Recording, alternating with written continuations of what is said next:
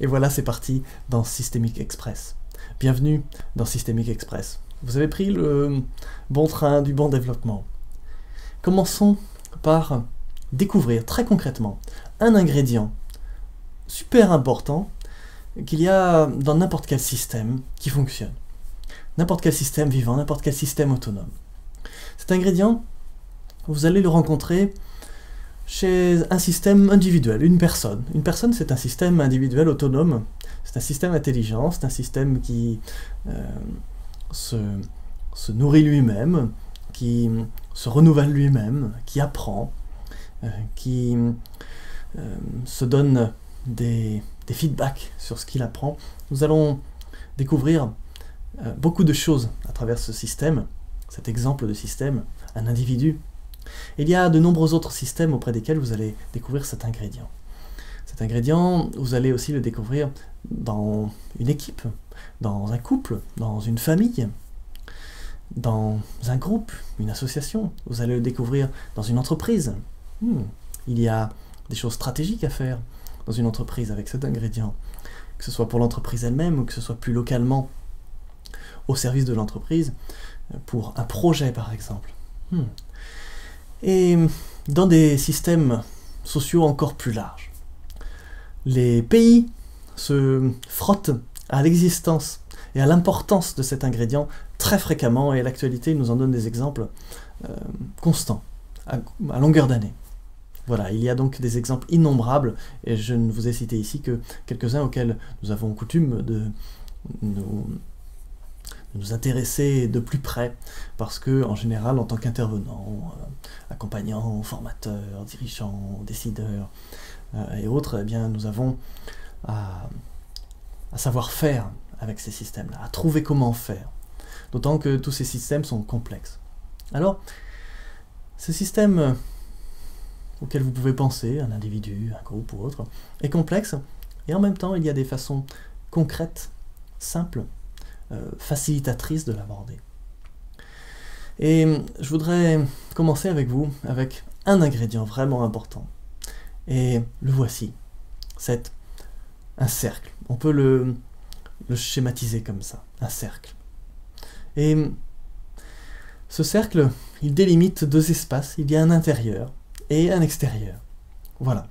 Eh bien, tous les systèmes vivants, tous les systèmes autonomes ont besoin d'avoir, sous une forme ou une autre, de remplir cette fonction, ce cercle. Ce cercle, c'est une fonction dans un système. C'est quelque chose qui permet à une personne, à un couple, à une famille, à une équipe, à une entreprise, à un pays, d'être lui-même et de fonctionner correctement. C'est ce que nous appelons en biologie une membrane. Et n'importe laquelle des cellules qui vous composent, ou des cellules que vous hébergez, parce qu'elles font partie d'un même système pour que vous soyez en vie, il n'y a pas que des cellules qui ont votre propre patrimoine génétique chez vous. Il y a des milliards d'autres cellules qui se promènent ça et là dans et autour de votre organisme et qui vous permettent de rester en bonne santé et en vie tout simplement et de fonctionner complètement. Et n'importe laquelle de ces cellules a une membrane, sous des formes qui peuvent varier évidemment. Et la systémique est souvent allée s'inspirer de travaux de personnes qui à l'origine sont des biologistes. Parce que les biologistes, par définition, se sont intéressés à la vie, au processus vivant, et qu'ils ont vite dû, pour certains en tout cas, comprendre que ce n'était pas en séparant les différents ingrédients des systèmes vivants qu'on comprenait les systèmes vivants. Ça, c'est très approprié à d'autres domaines, comme les sciences physiques par exemple, d'isoler certains ingrédients. Et on peut toujours isoler des choses virtuellement dans le domaine du vivant, dans le domaine de ce qui fonctionne, mais ça ne fonctionne plus quand on détache vraiment les ingrédients. Et donc on a besoin de la systémique, et donc les biologistes ont beaucoup apporté à la systémique. Alors on pourrait raconter, de manière un peu schématique, une histoire, l'histoire des premiers êtres vivants arrivés sur la planète. Alors, je ne suis pas un spécialiste de la question, je vais décrire cette histoire d'une façon systémique, illustrative, juste pour voir où nous voulons en venir avec ce cercle, avec cette membrane. Imaginez que au tout début de la vie, dans un océan primordial, sur la planète Terre, eh bien, il y a eu des petits essais, des petites choses qui sont arrivées. Et ces petites choses, qui étaient un petit peu des amorces de vie, rencontraient juste une difficulté. Cette difficulté, c'était que quand les courants marins amenaient ces petits grumeaux de vie, de prévie, dans des endroits où il y avait quelque chose, des conditions convenables, des conditions de température et des conditions chimiques, des petites choses à grignoter, eh bien, ça permettait à ces amorces de vie de perdurer, peut-être même de s'agrandir, de se multiplier, voilà. Mais par contre, il suffisait qu'il y ait un courant qui projette un peu plus loin, là où les conditions de température, les conditions chimiques étaient différentes, et hop, ça pouvait tout remettre en question d'un seul coup, et supprimer ces petites amorces de vie. Et il y a probablement eu énormément d'essais, erreurs, de belles aventures qui se sont terminées simplement parce qu'elles ont été balayées d'un revers de main, d'un simple caprice d'un courant marin ou d'une petite éruption volcanique un peu trop chaude ici ou trop chargée en tel ingrédient chimique, je ne sais. Et je n'étais pas là pour le voir, donc c'est la raison pour laquelle je n'ai pas beaucoup de précisions à vous donner sur cette question. Voilà. Et parmi ces amorces de vie, eh bien, est-ce que c'est par hasard? Est-ce que c'est celles qui ont eu le plus de robustesse par rapport à ces changements qui avaient tendance à balayer d'un revers de main les plus belles aventures, les plus belles tentatives? Et je trouve que sont apparues et sont restées un peu plus certaines de ces formes qui s'étaient dotées d'une sorte d'enveloppe. C'est-à-dire qu'elles avaient pris la forme d'une enveloppe et que cette enveloppe leur a apporté un avantage particulier qui était peut-être inattendu. Et je ne sais pas si on peut prêter des intentions aux êtres vivants ou prévivants de l'époque, mais on peut humaniser un petit peu l'histoire si on veut. On peut imaginer que c'était une surprise pour ces êtres-là de se retrouver en forme un petit peu de membrane, et que c'était pas forcément une volonté particulière. Il se trouve que cette membrane a permis quelque chose de nouveau. Elle a permis de faire en sorte que quand on se baladait au gré des courants, dans des endroits où il y avait quelque chose à manger, eh bien, on pouvait manger. Et puis, il y avait certains restes ou certains surplus, eh bien, qui avaient passé la membrane, et qui restaient dans cette membrane, et qui restaient à l'intérieur. Voilà, qui se trouvaient un petit peu piégés, emmagasinés, un petit peu comme dans un placard, dans un réfrigérateur. Et puis voilà, c'était là. Et si jamais il y avait une vague, un courant qui amenait un peu plus loin à un endroit où il n'y avait plus rien à manger, eh bien, ça permettait à ces petits êtres de commencer à prendre un petit peu leurs aises par rapport à ces variations du milieu extérieur de l'océan, et à continuer à manger un petit peu, parce qu'elles avaient des réserves. Elles se trouvaient dans un endroit où il n'y avait plus rien à manger, mais elles avaient des réserves avec elles. Ah, avoir des réserves avec soi. Et il y a bien des histoires de mammifères supérieurs, y compris chez les humains, qui ne racontent pas tellement autre chose qu'une histoire de avoir des réserves de nourriture pour tenir plus longtemps. Et elles ont tenu longtemps, et elles ont tenu suffisamment longtemps pour vivre un peu plus. Et pour qu'il y ait plus de chances que ces formes se reproduisent. Et cette membrane a donc donné un avantage par rapport à d'autres tentatives qui peut-être avaient d'autres qualités, mais qui ont été balayées. Celles-ci n'étaient pas forcément les plus créatives, les plus imaginatives de ce qu'on peut faire comme cuisine avec des éléments chimiques ou les façons de s'y prendre dans telle et telle condition. Néanmoins, elles avaient cet avantage de créer un ingrédient, une membrane, qui leur a permis de commencer à prendre leurs aises par rapport à des variations de ce qui se faisait à l'extérieur dans l'océan. L'océan nous donne à manger, on mange, hein, on ne va pas se priver. L'océan, pendant quelques temps, ne nous donne pas à manger, c'est pas grave, nous avons des réserves. On va tenir un petit moment. Peut-être tenir jusqu'à la prochaine fois où on retrouvera des réserves de choses à manger. Super. Voilà. C'était le début de l'autonomie. Cette séparation, très modeste et très partielle, entre ce qui se passe à l'extérieur et puis un truc qui apparaît à l'intérieur. C'est une propriété émergente qu'on a appelée bien plus tard, parce que ce sont les humains, quelques milliards d'années après, qui ont donné ce nom, on a appelé ça le milieu intérieur. Et dans une cellule, dans n'importe laquelle de vos cellules, là, ce ne sont pas n'importe lesquelles évidemment, ce sont vos cellules. Dans vos cellules, il y a un milieu intérieur. Et ce milieu intérieur est fait d'une manière différente de ce qui se passe autour d'elle. Et bien dans ces débuts de l'aventure de la vie dans les océans, eh bien il y avait cette capacité à avoir un milieu intérieur. Et ce milieu intérieur, ce petit jardin protégé, était différent du milieu extérieur. Ça commence à séparer ce qui se passe à l'intérieur, ce qui se passe à l'extérieur. On est encore loin des questions d'ego que la psycho du XXe siècle a beaucoup utilisé comme thème, comme fond de commerce aussi parfois. On est encore assez loin de ces questions d'ego, mais on s'en rapproche. On vient de faire un pas vers ce qui va nourrir Sigmund Freud.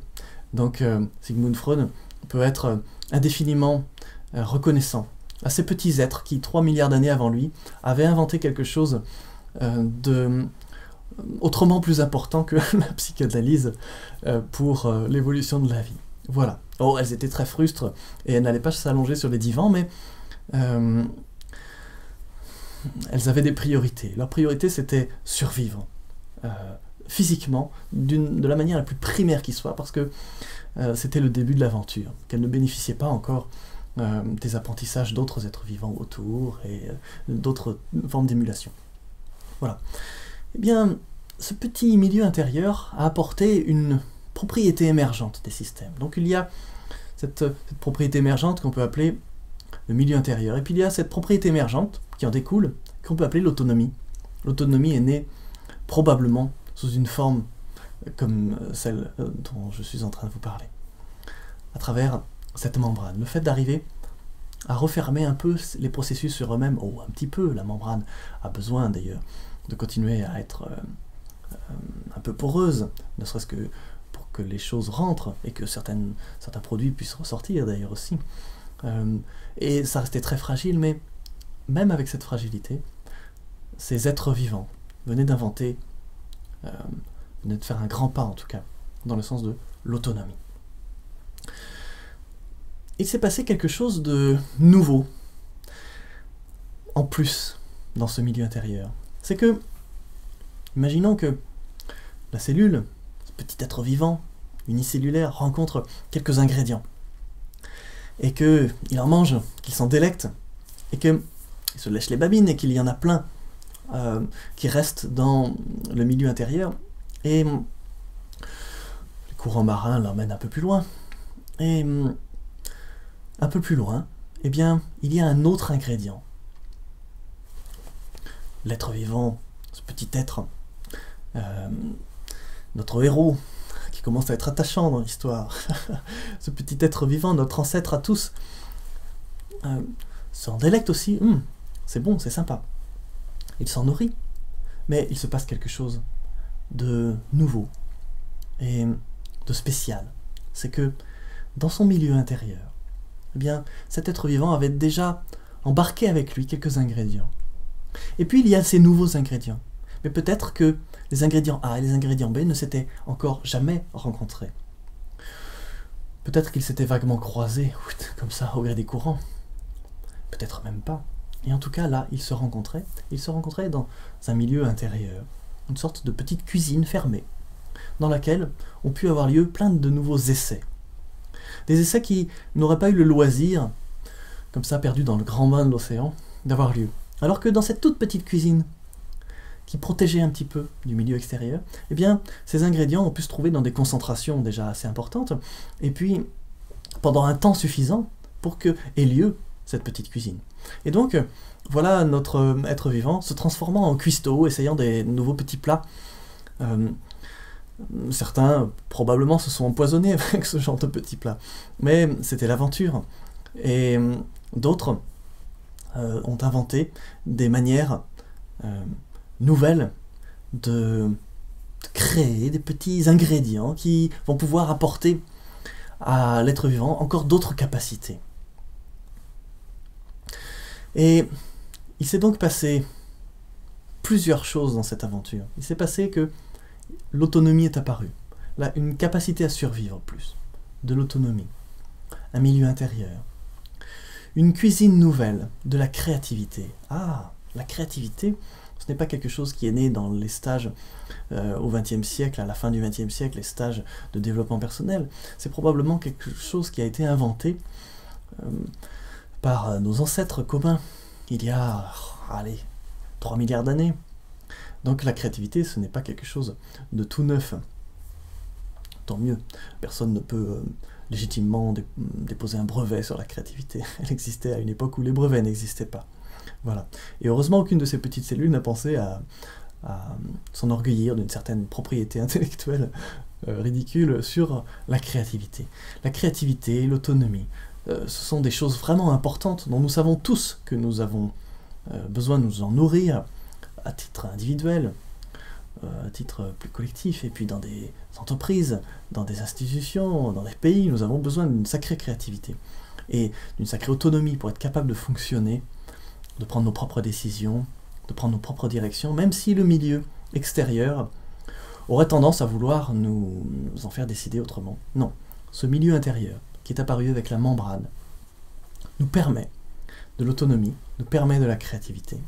Voilà, donc merci à nos ancêtres d'il y a 3 milliards d'années, parce qu'il s'est passé beaucoup de choses. Ils ont pu vivre plus longtemps.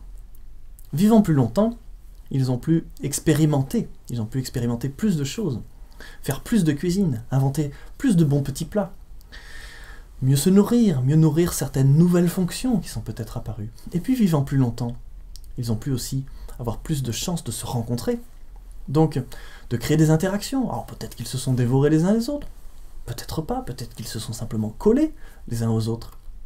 Et il se trouve que certaines membranes avaient des petits filins, par hasard, un petit peu posés autour, et que quand ils agitaient ces filins, eh bien, ça permettait un déplacement.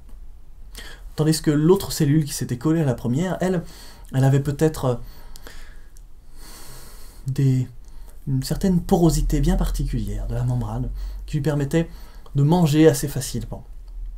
Et l'une et l'autre s'associant, eh bien, elles ont pu manger un peu plus facilement et se déplacer un peu plus facilement, aller chercher les endroits où c'était plus sympa de se poser, de se protéger ou de manger, et y manger mieux, et y faire plus de cuisine, etc. Il n'y a pas que le fait de se manger les uns les autres dans la nature, il y a aussi le fait de faire se rencontrer des fonctionnements différents, de créer d'autres formes de relations que la biologie a aussi beaucoup étudiées, par exemple ces associations particulières de coopération, de symbiose, qui permettent d'avoir envie, d'avoir l'opportunité en tout cas, de maintenir des relations qui apportent à toutes les parties. Voilà. Donc cette membrane, c'est quelque chose de vraiment important, parce que c'est ce qui permet à n'importe quel système vivant.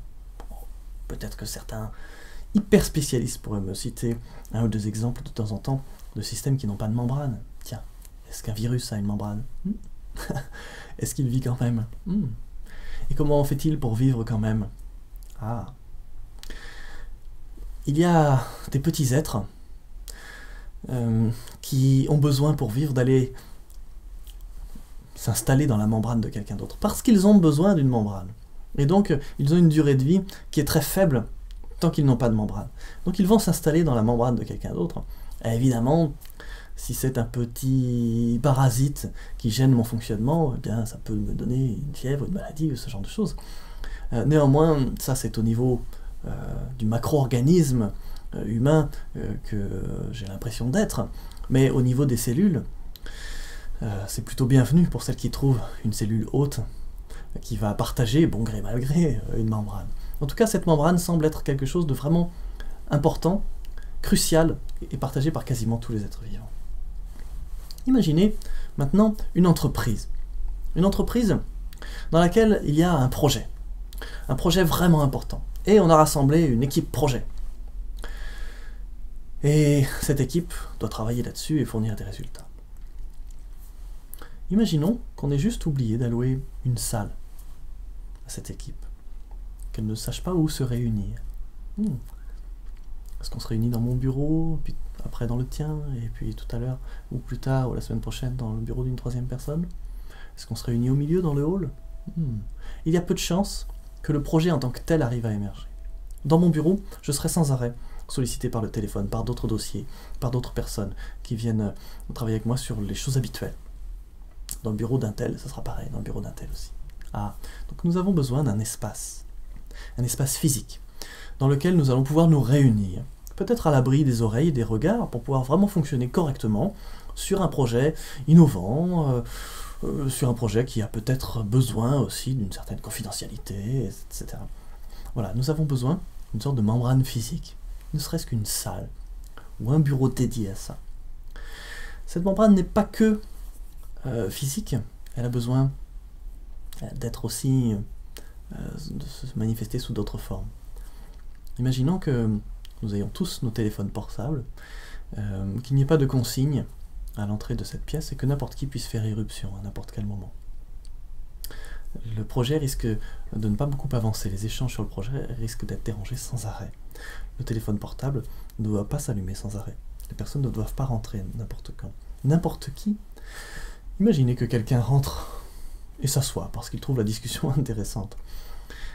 Il y aurait aussi un problème de membrane. Si n'importe qui pouvait rentrer, et même n'importe qui pouvait sortir, n'importe quand, de ces échanges sur le projet, eh bien, il y a quelques projets qui peuvent fonctionner comme ça, des projets hyper participatifs, mais à un moment, dans cette équipe-là, il y aurait quand même besoin de faire une sorte de sous-équipe, un noyau dur, pour porter, pour formaliser les choses, dans la plupart des situations. Pas toujours, mais on va trouver des membranes sous d'autres formes. Donc, il y a des règles du jeu, de telle heure à telle heure, vous ne nous dérangez pas, nous sommes à tel endroit, n'importe qui ne rentre pas là. D'ailleurs, quand vous êtes engagé aussi à faire partie de cette équipe, eh bien vous n'en sortez pas n'importe quand non plus. Donc on compte sur vous. C'est aussi un engagement à ne pas quitter le navire avant que le projet ait bien avancé, ou soit carrément atteint, etc. Voilà. Donc il y a des règles du jeu qui sont virtuelles, mais qui sont aussi une membrane. Il y a aussi des horaires. Et pendant ce temps, ce n'est pas le moment d'avoir non plus des coups de fil familiaux, ou des visites d'amis, non, il y a une membrane, et dans cette membrane, il se passe des choses qui sont distinctes de ce qui se passe à l'extérieur. Il y a autre chose que les entreprises ne pensent pas forcément à faire quand elles allouent des moyens à des personnes sur un nouveau projet. C'est qu'elles oublient parfois de les dégager des anciens projets. Les personnes continuent à avoir leur salaire qui est indexé sur la réussite de ce qu'elles font d'habitude.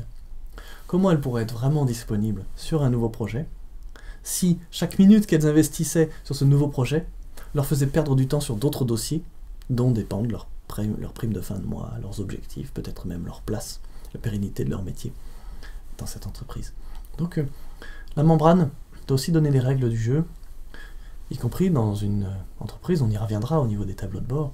On doit pouvoir évaluer la performance, entre guillemets, d'une personne dans une entreprise en fonction, d'une façon cohérente avec les objectifs, avec ce qu'on lui demande de nourrir comme fonction pour cette entreprise. Si on lui demande de nourrir un nouveau projet vraiment important, alors on doit s'en donner les moyens. Et tout ça, ça fait partie de la membrane. S'il n'y a pas ça, s'il n'y a pas une salle, s'il n'y a pas des lieux appropriés, s'il n'y a pas les moyens matériels, les moyens matériels, on pourrait peut-être les ranger dans autre chose que la membrane, on y reviendra.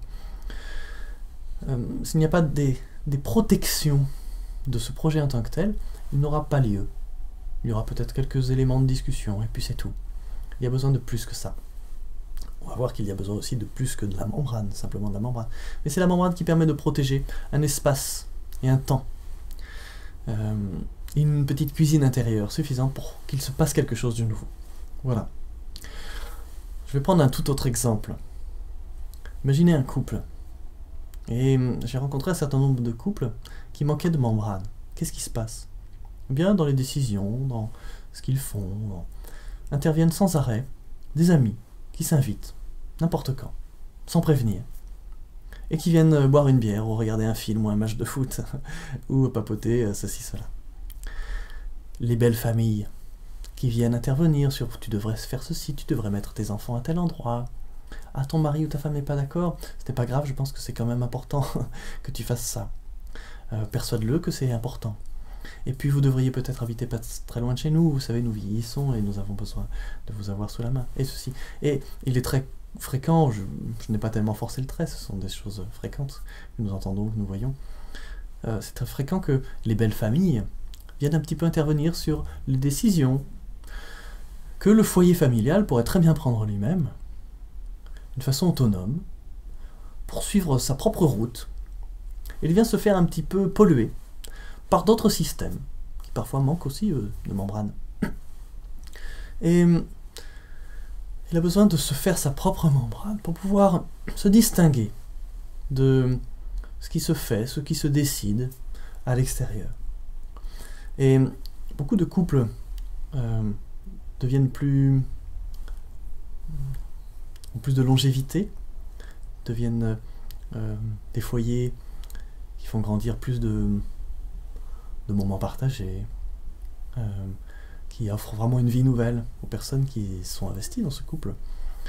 À partir du moment où ils se sont donné une membrane, il y a un jardin secret, cette cuisine intérieure, ce milieu intérieur, des choses qui ne regardent personne, même pas les amis, même pas des très proches, même pas la famille, parfois même pas les enfants, des choses qui ne concernent que les deux personnes du couple.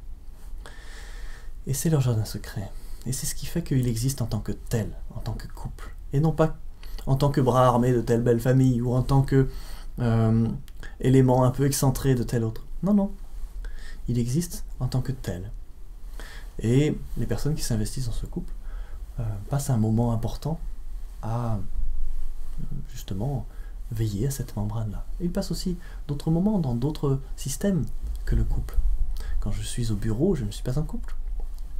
Et néanmoins, ces personnes, dès qu'elles reviennent dans ce contexte couple, eh bien, investissent pour cette membrane, pour le protéger.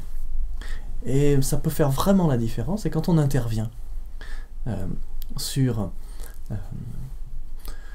un couple, par exemple, qui ne fonctionne pas très bien, eh bien, on peut regarder, est-ce qu'il y a une membrane? Est-ce qu'il se protège avec quelque chose? Est-ce qu'il a des espaces à lui? Est-ce qu'il a des moments à lui? Est-ce qu'il y a des thèmes à lui qui ne concernent que lui, dont il ne décide que lui? Et au sein d'une membrane, au sein de cette membrane, est-ce qu'elle existe suffisamment pour qu'il puisse avoir sa vie à lui, en tant que tel, en tant que couple? Et quand on travaille là-dessus, quand on recrée ces conditions, eh bien, il y a des couples qui repartent, qui refonctionnent, tout simplement, ou qui remettent le pied à l'étrier à des choses beaucoup plus agréables, plus motivantes, où on retrouve le sens d'être couple. Comment il pourrait y avoir un sens d'être couple si on n'avait pas ces ingrédients qui faisaient que même le mot couple soit légitime? Pour qu'il soit légitime, il faut que ce soit un système bien particulier, en tant que tel. Et pour que ce soit un système en tant que tel, il a besoin d'avoir une membrane. Et cette membrane, elle donne une indication. À partir d'ici, commence tel système. Au-delà d'ici, c'est le reste, l'environnement de ce système. Un pays a besoin d'une membrane. Nous connaissons tous les frontières et les lignes Maginot. Ces membranes ne sont pas toutes de la même efficacité ou de la même élégance. Elles peuvent coûter beaucoup d'énergie pour beaucoup de résultats, ou beaucoup d'énergie pour très peu de résultats, ou coûter très peu d'énergie. Mais encore aujourd'hui, l'actualité géopolitique est beaucoup nourrie de cette simple question de membrane que nous abordons là tout de suite dans cette vidéo. Regardez le conflit israélo-palestinien, c'est une question aussi de membrane. Évidemment, les enjeux sont multiples et la solution très complexe. Néanmoins, on refuse à un pays d'avoir sa propre membrane et à l'intérieur de pouvoir faire les choses sans ingérence. Et on refuse à l'autre pays de faire la même chose, sauf qu'il y en a un qui est beaucoup plus fort, économiquement, militairement, etc. Donc le combat est inégal, mais dans les deux cas, il y a des gens pour refuser, des gens ou des pays ou des groupes pour refuser, parce qu'il y a d'autres intérêts. C'est bien une petite guerre pour vendre des armes, ça fait marcher quelques circuits économiques, des flux de milliards d'euros régulièrement, ça ne se refuse pas évidemment. Donc c'est bien que les gens ne vivent pas trop en paix non plus, hein, après tout. Donc ça peut être entretenu, mais il ne peut pas y avoir une solution tant que on ne trouve pas quelque chose de assez propre au niveau de la membrane. Et regardez ce que fait un pays, même très fort, comme Israël, qui ne se sent pas en sécurité avec les membranes qu'il a. Il est capable de construire des murs immenses qui rappellent d'autres murs qui ont eu lieu, qui ont été construits au XXe siècle et qui n'ont pas fait la grande fierté de l'humanité. Un pays peut se trouver être un système vivant, autonome, avec ses propres besoins. Et parmi ses propres besoins, il a les mêmes qu'une petite cellule du début de l'aventure de la vie sur la planète Terre, quelque part, perdue au fond des océans, ou à la surface, je ne sais pas, des océans, se constitue une membrane qui le protège des variations dans son environnement. Voilà.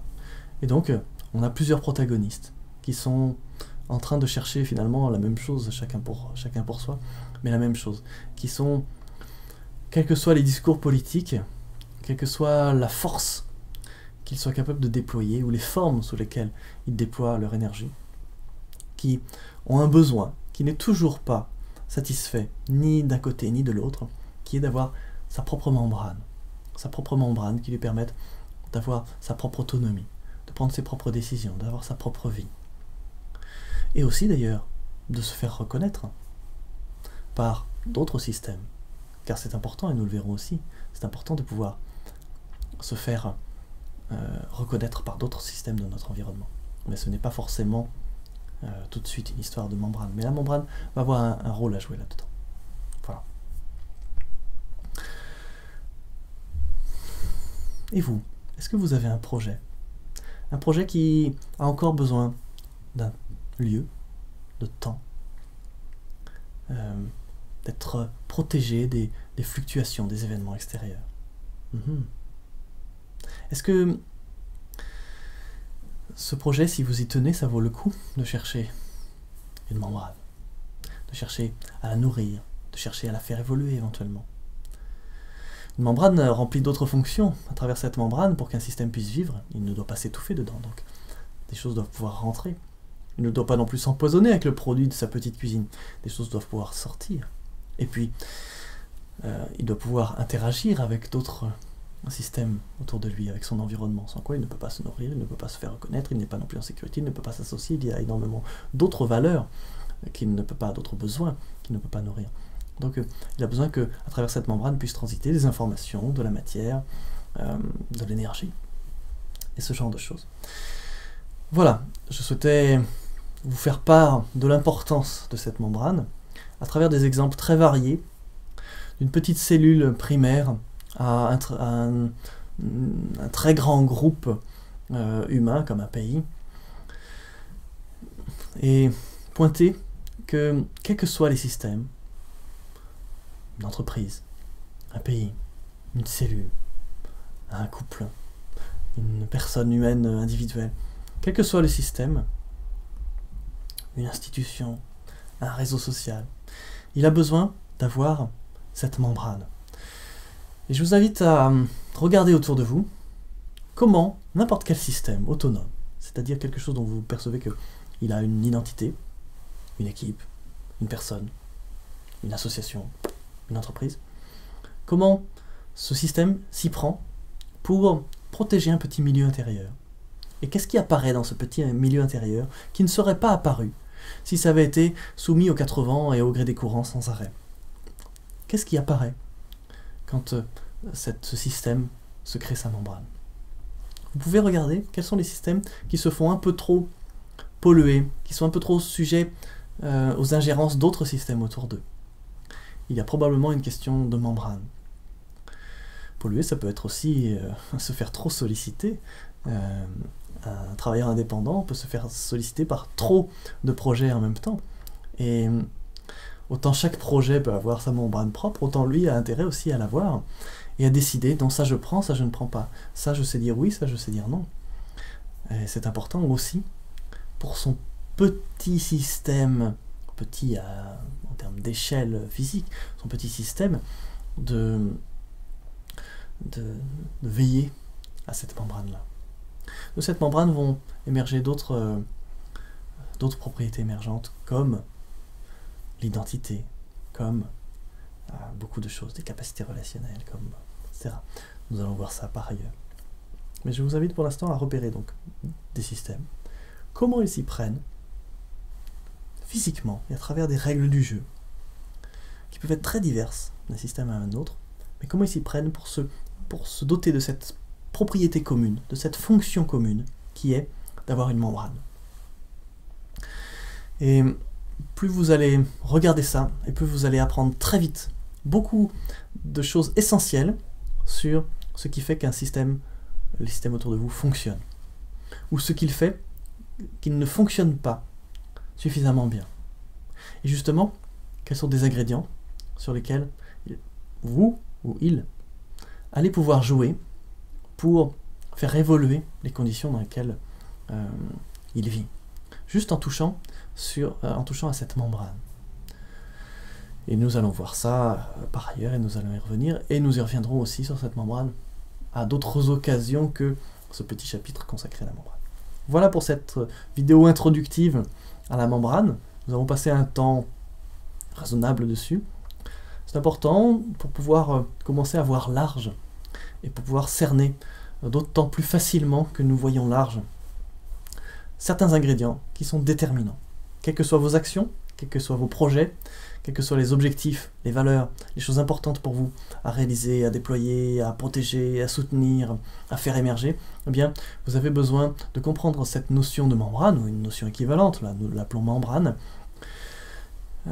Et quand vous savez ça, vous pouvez faire beaucoup plus de choses, et vous pouvez porter beaucoup plus de choses. Et vos interventions peuvent aller plus rapidement droit au but, et être beaucoup plus efficaces, respectueuses et écologiques.